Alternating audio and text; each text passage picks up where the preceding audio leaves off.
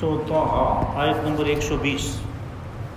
اعوذ باللہ من الشیطان الرجیم بسم اللہ الرحمن الرحیم. فوسوس الیہ الشیطان قال یا آدم هل ادلک علی شجرۃ الخلد وملک لا یبلی فأكلا منها فبدت لهما سواتهما وطفقا يخصفان عليهما من ورق الجنة وعصى آدم ربه فغوى ثم اجتباه ربه فتاب عليه وهدى. قال اهبطا منها جميعا بعضكم لبعض عدو فإما يأتينكم مني هدى فمن اتبع هداي فلا يضل ولا يشقى ومن أعرض عن ذكري فإن له معيشة ضنكا ونحشره يوم القيامة أعمى قال رب لم حشرتني أعمى وقد كنت بصيرا قال كذلك أتتك آياتنا فنسيتها وكذلك اليوم تنسى وكذلك نجزي من أسرف ولم يؤمن بآيات ربه ولعذاب الآخرة أشد وأبقى أفلم يهد لهم كم أهلكنا قبلهم من القرون يمشون في مساكنهم إن في ذلك لآيات لأولي النهى. صدق الله العظيم.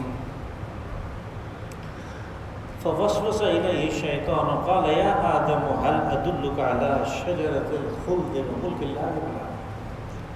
اور پھر شیطان نے آدم کو ورگلایا اور کہنے لگا کہ آدم میں تمہیں پتہ نہ دوں اس شجر کا کہ جس کے اندر دائمی زندگی کا راز ہے اور وہ بادشاہ آتا ہے کہ جس پہ کوئی زوال نہیں. فَأَكَلَا مِنْهَا فَبَدَتْ لَهُمَا سَوْآتُهُمَا. تو پھر ان دونوں نے یعنی آدم و حوا نے اس درخت کا پھل کھا لیا اور ان کی ڈھانپنے کی جگہ ننگی ہو گئی. وَطَفِقَا يَخْصِفَانِ عَلَيْهِمَا مِنْ وَرَقِ الْجَنَّةِ. اور وہ اس سراسیمگی میں اپنی ان جگہوں پہ باغ کے پتے گاڑنے لگے. وعصى آدم ربه فغوى. اور آدم نے رب کی نافرمانی کی، نتیجے کے طور پہ بھٹک گیا. ثم اجتباه ربه فتاب عليه وهدى. پھر اللہ نے اس کی ندامت کو دیکھتے ہوئے اس کو توبہ کی توفیق دی اور اس نے توبہ کی، اس نے توبہ قبول کی اور اس کو رہنمائی بھی دی. قال اهبطا منها جميعا بعضكم لبعض عدو. پھر حکم ہوا کہ آدم و شیطان تم دونوں یعنی اپنی ذریت کو لے کر یہاں سے نیچے اتر جاؤ اور تم ہمیشہ ایک دوسرے کے دشمن رہو گے. فإما يأتينكم مني هدى فمن اتبع هداي فلا يضل ولا يشقى. اور جب بھی میری طرف سے کوئی ہدایت اور رہنمائی آئی تو جس نے اس کا اتباع کیا وہ نہ تو گمراہ ہوگا اور نہ معروف ہوگا. وَمَنْ أَعْرَضَ عَنْ ذِكْرِي فَإِنَّ لَهُ مَعِيشَةً ضَنْكًا وَنَحْشُرُهُ يَوْمَ الْقِيَامَةِ أَعْمَى. اور جس نے میری یاد دہانی سے منہ موڑا تو اس کے لیے ہم گزران تنگ کر دیں گے اور قیامت کے دن اس کو اندھا اٹھائیں گے. قال رب لم حشرتنی اعمی وقد كنت بصیرا. اور وہ پھر وہاں پہ کہتا ہے کہ یا رب تو نے مجھے اندھا کیوں اٹھایا، میرے پاس تو آنکھیں تھیں دنیا میں. قال كذلك اتتك آیاتنا فنسیتها. کہ اسی طرح تم نے ہماری آیات تمہارے پاس آئی تھی، تم نے انہیں نظر انداز کر دیا. وَكَذَلِكَ الْيَوْمَ تُنْسَى. آج ہم بھی تجھے نظر انداز کیے دیتے ہیں. وَكَذَلِكَ نَجْزِي مَنْ أَسْرَفَ وَلَمْ يُؤْمِنْ بِآيَاتِ رَبِّهِ. اور ہم اسی طرح بدلہ دیا دیکھ کرتے ہیں ان لوگوں کو جو حد سے تجاوز کرتے ہیں اور ہماری اور رب کی آیات پہ جن کا ایمان نہیں ہے، وَلَعَذَابُ الْآخِرَةِ أَشَدُّ وَأَبْقَىٰ، اور آخرت کا جو عذاب ہے وہ بڑا سخت اور ہمیشہ رہنے والا ہے۔ أَفَلَمْ يَهْدِ لَهُمْ كَمْ أَهْلَكْنَا قَبْلَهُمْ مِنَ الْقُرُونِ يَمْشُونَ فِي مَسَاكِنِهِمْ، تو کیا ان کی آنکھیں کھولنے کے لیے یہ چیز کافی نہیں تھی کہ کتنی ہی بستیاں ان سے پہلے ہم نے ہلاک کر دیں، جن کے اوپر سے یہ چل کے جاتے ہیں، ان کے ٹھکانوں کے اوپر سے یہ چل کے جاتے ہیں۔ إِنَّ فِي ذَلِكَ لَآيَاتٍ لِأُولِي النُّهَىٰ، اس میں نشانیاں ہیں ان لوگوں کے لیے جو صاحب عقل ہے۔ یہ جو ہمارا پچھلے درس سے قصہ آدم و حوا، آدم و ابلیس چل رہا تھا کہ وہ جاری ہے۔ جب اللہ نے ایک چیز سے منع کر دیا اور انہیں بغیر کسی محنت کے وہ جنت عطا کی اور یہ یقین دہانی کرائی کہ جو کچھ تمہارے پاس ہے یہ رہے گا، وہ جو آخری آیت کی بات تھی، روٹی کپڑا مکان اور پانی، کہ یہ نعمتیں تمہارے لیے تمہارے پاس رہیں گی، لیکن جب کسی کو انسانوں میں سے جب کسی کو کسی خاص چیز سے روک دیا جائے وہ تو اس کا حریص ہو جاتا ہے کہ اس میں دیکھیں کیا بات ہے۔ بس اسی جستجو نے شیطان کو موقع عطا کیا کہ آدم کے اندر یہ جستجو موجود ہے کہ اس سے مجھے کیوں منع کیا گیا، اس کی کیا وجہ ہو سکتی ہے۔ بس اس نے اپنا چلتر اس کے اوپر آزمایا، اور یہ کوئی ایک آدھ دفعہ کہنے سے نہیں ہوا۔ سورہ اعراف میں اس قصے میں جو الفاظ ہیں ان کی وضاحت کے دوران میں نے کہا تھا کہ اس نے درجہ بدرجہ وہ ان کو اپنی ڈھب پہ لے آیا، اور یہی اصل میں جواب ہے اس چیز کا جو یہاں پہ اور سورہ اعراف میں جو مختلف الفاظ آئے۔ ادھر شیطان ان کو کہہ رہا ہے کہ میں تمہیں ابدی زندگی اور ہمیشہ قائم رہنے والی لازوال قسم کی بادشاہت کے حاصل کرنے کا پتہ دیتا ہوں۔ وہاں پہ یہ کہا کہ ان تکونا ملکین، کہ میں تمہیں اس چیز کا پتہ دیتا ہوں کہ جس سے تم فرشتوں جیسی زندگی پالو گے ہمیشہ ہمیشہ کی۔ اب بظاہر ایسے نظر آتا ہے کہ یہ تو دو مختلف چیزیں ہیں۔ وہاں پہ کہا کہ اس کو کہا کہ لالچ دی کہ تم فرشتے بن جاؤ گے، یہاں پہ لالچ دی کہ تم ابدی زندگی حاصل کر لو گے۔ اصل میں یہ ایک دفعہ سے نہیں ہوا، وہ جو وہاں کے الفاظ ہیں وَقَاسَمَهُمَا إِنِّي لَكُمَا لَمِنَ النَّاصِحِينَ فَضَّلَّاهُمَا بِغُرُورٍ، یہ جو قاسمہ ہے یہ وہی صیغہ ہے جو ہم جاہدہ کے لیے، قاتلہ کے لیے ان کے لیے استعمال کرتے ہیں کہ ایک مسلسل کام ہو رہا ہے، وہ درجہ بدرجہ دوسرے کے ساتھ وہ فعل سرزد ہوتا ہے۔ یہاں پہ ورغلانہ ہے، اس کو درجہ بدرجہ وہ اپنے ڈھب پہ لا رہا ہے۔ تو اس وقت وہ بات کہی، پھر کسی وقت یہ بات کہی کہ تم ابدی زندگی حاصل کرو گے اور تم ایسی بادشاہی حاصل کر لو گے کہ جس کے اوپر زوال نہیں ہے، ملک لا یبلا، کہ جس پہ کوئی زوال نہیں ہے، اس قسم کی بادشاہی تمہیں مل جائے گی۔ فَأَكَلَا مِنْهَا فَبَدَتْ لَهُمَا سَوْآتُهُمَا، تو انہوں نے وہ پھل کھا لیا، اور یہ ان دونوں کا یہ تسنیہ کا صیغہ ہے کہ آدم و حوا نے دونوں نے وہ پھل کھا لیا۔ اس کا نتیجہ نکلا کہ وہ جو خلہ جنت انہیں دیا گیا تھا اس سے وہ محروم کر دیے گئے۔ جنت کا جو لباس انہیں پہنایا گیا تھا اس سے وہ محروم ہو گئے۔ تو جب جنت کے لباس سے محروم ہوئے تو وہ حریاں ہو گئے، اور انسانی سرشت میں آدم کی جو سرشت ہے، جو اس کا خمیر ہے، اس میں یہ چیز موجود ہے کہ وہ اپنے جسم کے ان حصوں کو ڈھانپنا چاہتا ہے جنہیں شرمگاہ کہتے ہیں. اور یہ وہی چیز ہے آدم کے اندر کہ جب اس نے دیکھا، انہوں نے جب دیکھا کہ ہم تو ننگے ہو گئے، تو پھر اس کا نتیجہ یہ نکلا کہ انہیں نزدیک جو چیز نظر آئی وہ تو اس باغ کے پتے تھے. تو وہ پتے انہوں نے اپنے اوپر گانٹھنے شروع کر دیے اپنے پردہ کے لیے. متفقا یخصفان علیہما من ورق الجنہ، کہ باغ کے پتوں سے انہوں نے اپنا پردہ بنایا، ان کو ایک دوسرے کے ساتھ گانٹھ کے انہوں نے یہ کام کیا. وَعَصَىٰ آدَمُ رَبَّهُ فَغَوَىٰ، اور آدم نے اپنے رب کی نافرمانی کی، نتیجے کے طور پر وہ راہ سے بھٹک گیا. اب یہ جو آدم کی نافرمانی ہے، جیسے اگلی آیت میں بات آ رہی ہے کہ اس نافرمانی کے بعد وہ نادم ہوئے، وہ پشیمان ہوئے اپنی حرکت پہ. اللہ کو یہ پشیمانی بہت زیادہ پسند ہے. یہ جو کہا کہ ثم اجتباہ ربہ فتاب علیہ وہدی، کہ پھر اللہ نے، اجتباء کہتے ہیں قبولیت کو. اب جو توبہ ہے، اس کا تذکرہ بعد میں آ رہا. توبہ کا تذکرہ بعد میں آیا. اجتباء قبولیت کس چیز کی ہے؟ یہ قبولیت و ندامت کو اللہ نے قبول کر لیا اور پھر توبہ کا طریقہ سکھایا. وہ جیسے بقرہ میں ہے کہ فَتَلَقَّىٰ آدَمُ مِن رَبِّهِ كَلِمَاتٍ فَتَابَ عَلَيْهِ،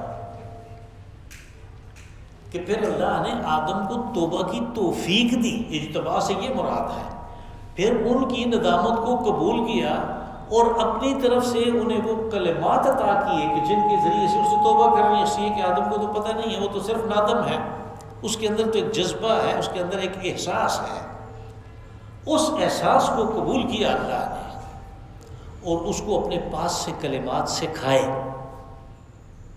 کہ یہ ہیں کلمات، یہ بولو تو تمہارا گناہ معاف ہوگا. اور ان کلمات کا تذکرہ سورہ اعراف میں ہے. قال ربنا ظلمنا انفسنا وان لم تغفر لنا وترحمنا لنكونن من الخاسرین، کہ یا رب ہم دونوں نے اپنے اوپر بہت ظلم کر لیا، اور اگر تو ہمیں معاف نہیں کرے گا اور تو ہمارے اوپر رحم نہیں کرے گا تو ہم تو بہت زیادہ نقصان اٹھانے والے ہوں گے، بہت زیادہ نقصان اٹھائیں گے. یہ کلمات انہوں نے کہے اور اسی کا ورد کرتے رہے. اور اس کے اوپر اندازہ یہ ہے کہ کچھ سال گزرے اور جب انہیں اتارا گیا تو پھر وہ ایک دوسرے سے جدا بھی تھے. اور یہ جدائی آ کے ختم ہوئی اور وہ توبہ ان کی قبول ہوئی. اس عرفات میں وہ جو جگہ ہے جبل رحمت جسے کہتے ہیں، وہاں پہ آدم کی حوا سے ملاقات بھی ہوئی. اللہ نے ان کی توبہ بھی قبول کی. جبل رحمت، وہاں پہ اللہ کی رحمت ہوئی کہ یہ جب تابہ کے ساتھ علا کا صلہ آتا ہے تو اس کے اندر رحم کا مضمون خود بخود ایک متضمن قسم کا مضمون ہے، وہ اس کے اندر شامل ہے کہ اس کی توبہ بھی قبول ہوئی، اللہ نے اس کے اوپر رحم بھی کیا اور اس رحم کو آگے واضح کیا. وہدی، اس کو رہنمائی بھی عطا کی. انسان کی سب سے بڑی ضرورت اس دنیا میں ایک صحیح راستے کی تلاش کے لیے کوئی بتا دے کہ یہ ہے. تو اللہ نے انسان کو بتایا، آدم کو بتایا. اب یہ دونوں آیات جب ہم دیکھتے ہیں تو پتہ چلتا ہے کہ جو عیسائی نظریہ ہے، حضرت عیسیٰ علیہ السلام کی تعلیمات نہیں ہے، بلکہ جو عیسائیت، موجودہ عیسائیت کا جو نظریہ ہے کہ انسان ازلی طور پہ آدم کی اولاد ہونے کی وجہ سے گنہگار ہے. وہ ہر بچہ، پیدا ہونے والا بچہ اس گناہ کا ایک حصہ لے کے پیدا ہوتا ہے جو آدم علیہ السلام نے کیا. اب انہوں نے طریقہ ایجاد کیا، پہلے غلط نظریہ قائم کیا، جبکہ اللہ نے کہا ہم نے اس کی توبہ قبول کر دی. اور جس کی توبہ قبول ہوتی ہے اور جس کے اوپر رحم ہوتا ہے اور جس کو ہدایت اللہ دیتا ہے، اس کو تو وہ پہلے کی نسبت زیادہ اپنے قریب کر لیتا ہے. وہ اللہ کے زیادہ قریب ہو جاتا ہے۔ تو پہلے وہ غلط مفروضہ رکھا کہ یہ گناہ گار ہیں، سارے انسان پیدائشی گناہ گار ہیں۔ پھر اس گناہ کے ازالہ کے لیے ایک طریقہ ایجاد کیا کہ کفارہ کا طریقہ، کہ حضرت عیسیٰ علیہ السلام سولی پہ چڑھ گئے نسل انسانی کو اس گناہ کے وبال سے بچانے کے لیے۔ ایسی چیز کہ جس کی کوئی حضرت عیسیٰ علیہ السلام کی تعلیمات میں بھی نہیں ہے، کوئی اس کی طرف اشارہ نہیں ہے، نہ پہلے کی کسی کتاب میں، نہ قرآن پاک میں۔ قَالَ اهْبِطُوا مِنْهَا جَمِيعًا بَعْضُكُمْ لِبَعْضٍ عَدُوٌّ، حکم ہوا کہ اب تم دونوں، یہاں پہ دونوں سے مراد آدم و ابلیس ہے۔ اگر بعض تفسیروں میں ہمیں نظر آتا ہے کہ یہ تثنیہ کا صیغہ ہے، اس لیے یہ آدم و حوا کو حکم ہوا، تو وہ جیسے میں عرض کروں گا کہ یہ حکم آدم و حوا کے لیے نہیں ہو سکتا، اس لیے کہ کہا کہ تم ایک دوسرے کے دشمن ہو، جبکہ آدم و حوا میں دشمنی نہیں ہے۔ اللہ نے مرد اور عورت کے اندر ایک دوسرے کے لیے محبت کا ایک جذبہ رکھا ہے۔ اگر کسی وقت میاں بیوی کا کوئی جھگڑا ہو جاتا ہے تو وہ اصل میں شیطان کے بہکاوے میں آنے والی بات ہے، ورنہ تو ہمیشہ مرد اور عورت کے درمیان محبت کا رشتہ ہے۔ یہاں پہ دشمن جو کہا گیا تو یہ ازلی دشمن ابلیس ہے آدم کا، اس سے خبردار کیا بعضکم لبعض عدو، تم ہمیشہ ایک دوسرے کے دشمن رہو گے۔ شیطان کی دشمنی تو واضح ہے، اس نے تو کہا کہ اس کو تو نے میرے اوپر فضیلت دی، میں اس کی ساری ذریت کو چٹ کر جاؤں گا اور تو دیکھے گا کہ تیرے یہ شکر گزار نہیں ہے۔ اس کی دشمنی تو واضح ہے۔ آدم کے لیے مسئلہ ہے کہ آدم اور بنی آدم اس کی دشمنی کو نہ سمجھتے ہوئے بعض اوقات اس کو اپنا خیر خواہ سمجھ لیتے ہیں، اس کو اپنا دوست سمجھ لیتے ہیں۔ اور جیسے آپ نے دیکھا جو شیطان کا، جو ابلیس کا جو سب سے بڑی چال ہے، جو سب سے بڑا ہتھیار ہے، وہ یہ تھی کہ وہ خیر خواہ کے روپ میں آتا ہے۔ اس نے آدم کو کہا کہ میں تمہیں ابدی زندگی کا پتہ دیتا ہوں، ابدی بادشاہت کا پتہ دیتا ہوں۔ وہ خیر خواہ کے روپ میں آتا ہے۔ اس وقت بھی شیطان کے چیلے چانٹے اسی روپ میں آ رہے ہیں، جب وہ کہتے ہیں کہ اگر تم دین اور شریعت کے تمام فتاوا کے اوپر عمل کرو تو تہذیب و ترقی کے تمام راستے بند ہو جائیں گے۔ اگر تم نے ترقی کرنی ہے، اگر تم نے ایک مہذب قوم کی طرح دنیا میں رہنا ہے، تو پھر تمہیں ان طور طریقوں کو چھوڑنا پڑے گا۔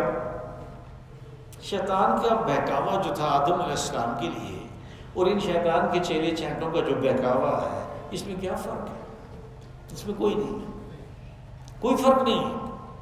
دونوں خیر خواہ کے روپ میں آتے ہیں، حالانکہ وہ خیر خواہ نہیں، وہ انسان کے دشمن ہے۔ فَإِمَّا يَأْتِيَنَّكُم مِّنِّي هُدًى فَمَنِ اتَّبَعَ هُدَايَ فَلَا يَضِلُّ وَلَا يَشْقَىٰ۔ پھر اللہ نے خبردار کیا کہ میری طرف سے تمہارے پاس ہدایت آئے گی، اور ظاہر ہے جیسے جیسے تہذیب اور تمدن اور معاشرت ترقی کرے گی، سویلائزیشن بڑھے گی، قوانین بڑھیں گے۔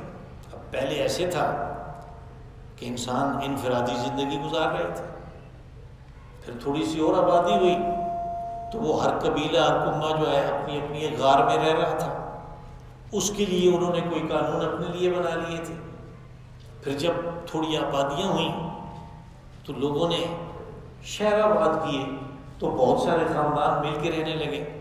اب ان کے لیے علیحدہ قسم کے قوانین چاہیے، کس کا کتنا حق ہے، کس کا کیا فرض ہے، یہ علیحدہ قانون چاہیے۔ جیسے جیسے زمانہ ترقی کرتا گیا وہ قوانین تبدیل ہوتے گئے، بنیاد وہی رہی، عقائد کی بنیاد وہی رہی، لا الہ الا اللہ، لیکن جو فروعی احکامات ہیں ان کے اندر تبدیلی ناگزیر تھی، وہ تبدیلی ہوتی گئی، یہاں تک کہ ایک ایسا وقت آ گیا کہ اب مزید اس کی تبدیلی کی ضرورت نہیں ہے۔ اور اس میں دوسری چیز یہ تھی کہ پہلے رسل و رسائل اور مواصلات نہیں تھے تو ایک جگہ کے لوگوں کو پہاڑ کے اس طرف رہنے والے لوگوں کا کچھ پتہ ہی نہیں. پھر دنیا وہاں پہنچ گئی کہ ایک آدمی بات کرتا ہے مشرق و مغرب میں سارے اس کو سن لیتے ہیں. وہ مواصلات بھی ہو گئے, رسل و رسائل بھی ہو گئے, اور تبدل و معاشرت بھی جوان ہو گیا. قرآن پاک اترا. یعنی ہمیں جب ہم فلسفہ کی سرگزشت دیکھتے ہیں تو پتہ چلتا ہے کہ حضرت عیسیٰ علیہ السلام سے 600 سال پہلے اس فلسفہ کا آغاز ہوا, اور حضرت عیسیٰ علیہ السلام سے 600 سال بعد آ کے اس کی انتہا ہو گئی. اس کے بعد اس میں کسی قسم کی کوئی تبدیلی نہیں ہوئی. اگر کوئی نئی کتابیں آ رہی ہیں فلسفہ کی تو ان میں تبدیلی کوئی نہیں ہے. پہلے والی چیزوں کو زیادہ بہتر طریقے سے, احسن طریقے سے موجودہ دور کے حالات کے حساب سے بیان کیا جا رہا ہے. جب یہ مکمل ہو گیا وہ وقت ہے جب قرآن پاک اترا, تو اس میں آخری احکامات ہیں. اور علی حاضر قیاس کہ یہ آخری کتاب ہے, اس کے بعد مزید کسی ہدایت کی ضرورت نہیں. اس کے لیے اور بھی بہت سے دلائل موجود ہیں جو اپنے وقت پہ ہمارے دروس میں آتے رہتے ہیں. تو یہاں یہ جو کہا کہ جب بھی میرے پاس تمہاری ہدایت آئے گی, اس سے یہ مراد نہیں ہے کہ قیامت تک ہدایت تبدیل ہوتی رہے گی. اب جو ہدایت آ گئی یہ محفوظ بھی ہو گئی اور یہ آخری بھی ہے, اس میں کوئی تبدیلی نہیں. تو جس نے اس کا اتباع کیا لا یضل ولا یشقی, تو نہ تو وہ بھٹکے گا, نہ گمراہ ہوگا, اور نہ محروم ہوگا. محروم کس چیز سے؟ یعنی اس چیز سے کہ جو اللہ نے اس کے لیے مقرر کر رکھی ہے کہ آدم کو جنت سے نکالا, ہدایت دی تھی کہ یہ کام کرنا, نہیں تو نکل جاؤ گے, کہ یہ درخت کے پاس نہیں جانا, یہ پھل نہیں کھانا, نہیں تو یہ شیطان تمہیں نکلوا کے چھوڑے گا. بھیجا اس لیے کہ اب واپس آنے کے لیے, اپنی اس اصل جنت میں واپس آنے کے لیے تم ہاتھ پاؤں مارو. تو جس نے اس ہدایت کی پیروی کی وہ تو محروم نہیں ہوگا, وہ تو اس میں جائے گا. فلا یشقی, وہ محروم نہیں ہوگا. لیکن جس نے ہدایت کی, اللہ کی طرف سے آنے والی ہدایت کی پیروی نہیں کی, وہ محروم و نامراد رہے گا. وَمَنْ أَعْرَضَ عَنْ ذِكْرِي فَإِنَّ لَهُ مَعِيشَةً ضَنْكًا وَنَحْشُرُهُ يَوْمَ الْقِيَامَةِ أَعْمَىٰ. اب یہ اصل میں ہم تو سادہ سا پڑھ کے اس کو گزر جاتے ہیں کہ جس نے ہمارے ذکر سے, ہماری یاد سے, ہماری قرآن پاک سے, ذکر سے مراد قرآن ہے, قرآن سے منہ موڑا, ہم اس کی زندگی تنگ کر دیں گے. اور پھر موت کے بعد جب قیامت برپا ہوگی اس کو اندر اٹھائیں گے. یہ منہ موڑنا جو قرآن پاک میں بار بار آتا ہے, آرادہ مورد, یہ کیا چیز ہے؟ منہ موڑنا یہ ہے کہ آدمی کے اندر کوئی چیز پک رہی ہوتی ہے, اور جب وہ درس سنتا ہے, جب ترجمہ پڑھتا ہے, جب قرآن پاک پڑھتا ہے, تفسیر پڑھتا ہے, تو وہ اندر جو چیز پک رہی ہے شیطان کی مدد سے, یہ بالکل اس کے خلاف پڑتی ہے یہ بات, تو یہ اس کو نظر انداز کر دیتا ہے, اور اپنا جو اندر چیز پک رہی ہے اسی کو پکنے دیتا ہے کہ میں اس پہ چلوں گا. اس کی دوسری صورت یہ ہے کہ اس کو پتہ نہیں ہے. یہ تو اس آدمی کی بات ہو گئی جو میں نے کی کہ جس کو پتہ ہے, جو پڑھتا ہے تو اسے سمجھ آتی ہے. دوسرے وہ ہیں کہ جن کو سمجھ ہی نہیں آتی, پتہ ہی نہیں چلتا, وہ اس کو پڑھنا ہی نہیں چاہتے. جب ان کو اس چیز کی ترغیب دی جاتی ہے تو وہ کہتے نہیں اس کی کوئی خاص ضرورت نہیں ہے, ہمارا کام فرسٹ کلاس چل رہا ہے, بہترین چل رہا ہے, کاروبار میرا ٹھیک ٹھاک. بھائی ابو جہل نے کیا کہا تھا؟ ابو جہل نے, ابو البختری نے, عقبہ بن وائط نے, ان کا یہی تو نظریہ تھا کہ ہمیں اس کی کیا ضرورت ہے, ہماری زندگی بہترین ہے, ہمارے خاندان ٹھیک ٹھاک ہیں, ہم خوش و خرم ہیں. بھائی 3-4 مہینے کے سفر کرتے ہیں, 8 مہینے بیٹھ کے ہم کھاتے ہیں, ہر چیز ہمارے پاس موجود ہے, ہمیں اس کی کیا ضرورت ہے.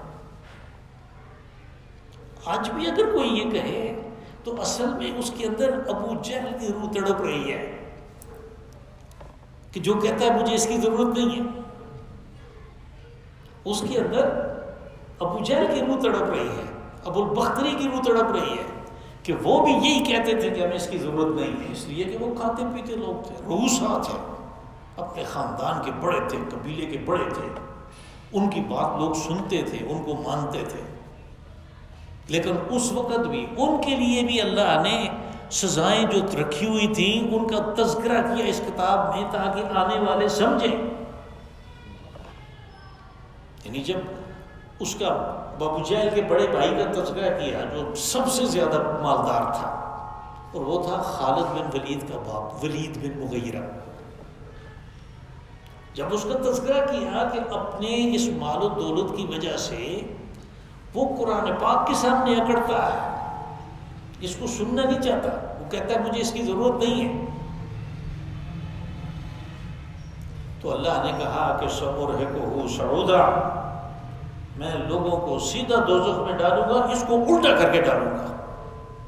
اب ہمیں یہ پڑھنے کے وقت، پڑھنے کے بعد اس کے اوپر غور کرنا چاہیے کہ وہ کیا بات تھی جو اس کے لیے خاص سزا ہوئی کہ اس کو الٹا کر کے ڈالیں گے۔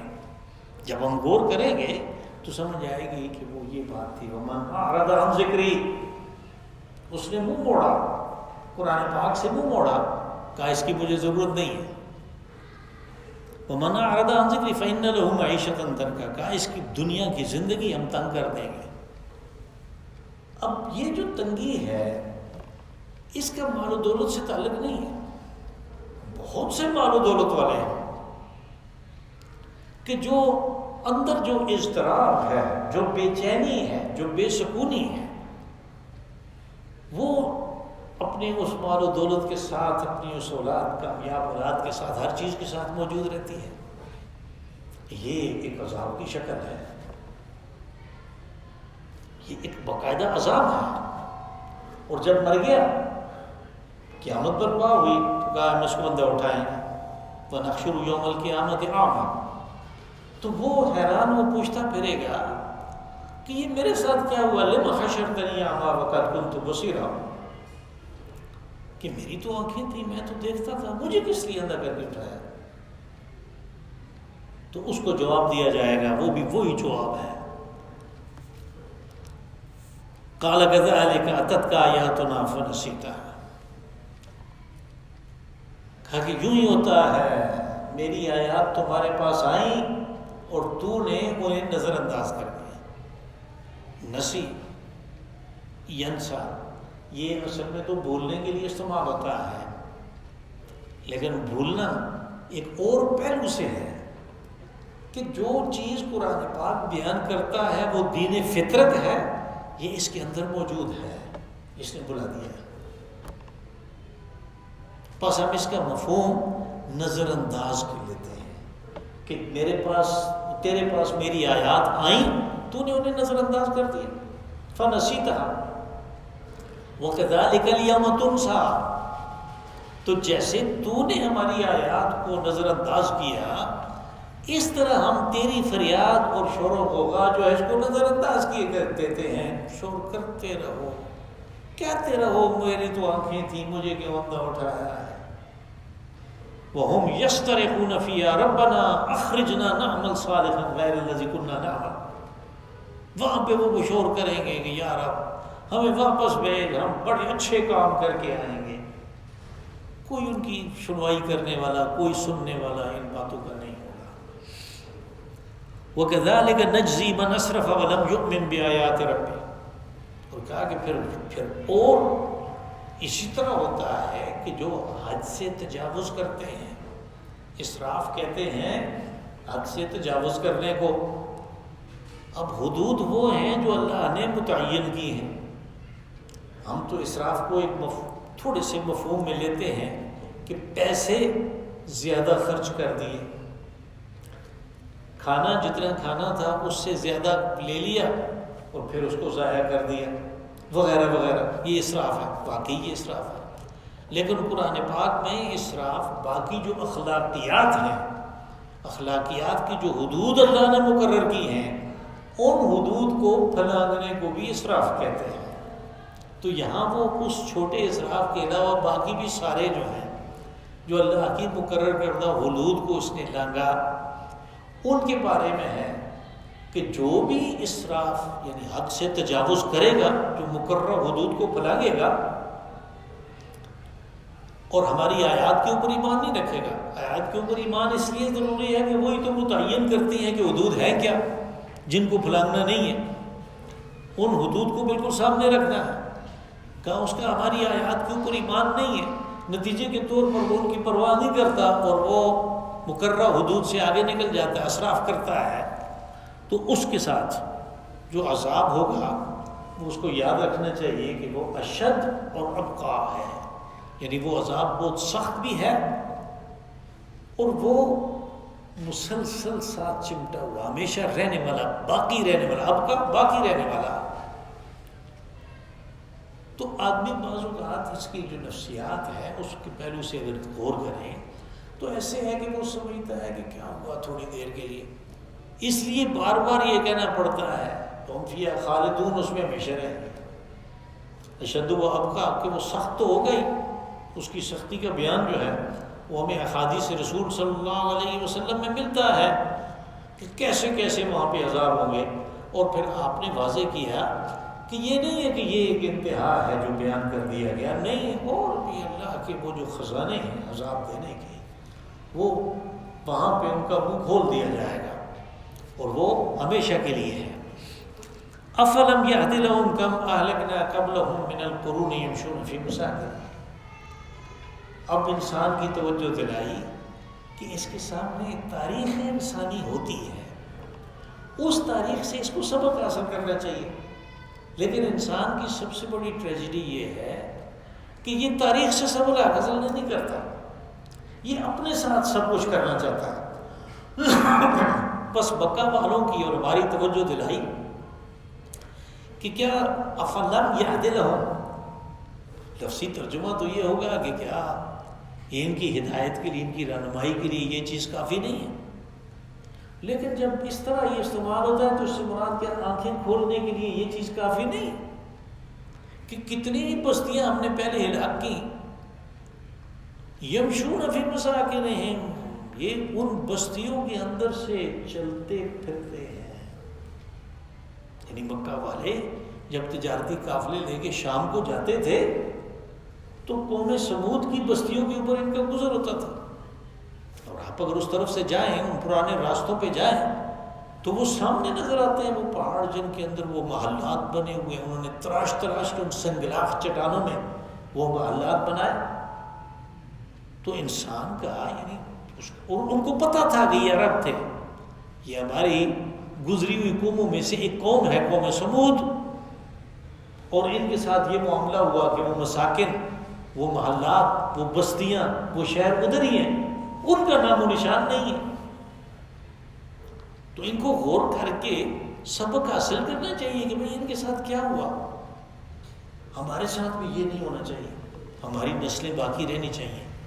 تو پھر جن کاموں میں وہ لگے رہے ان کاموں سے بچنا چاہیے، یہ تاریخ انسانی کا سبق ہے، اس قوم کے حالات کا یہ سبق ہے جس کا تذکرہ قرآن پاک میں کم از کم 8 دفعہ آیا ہے۔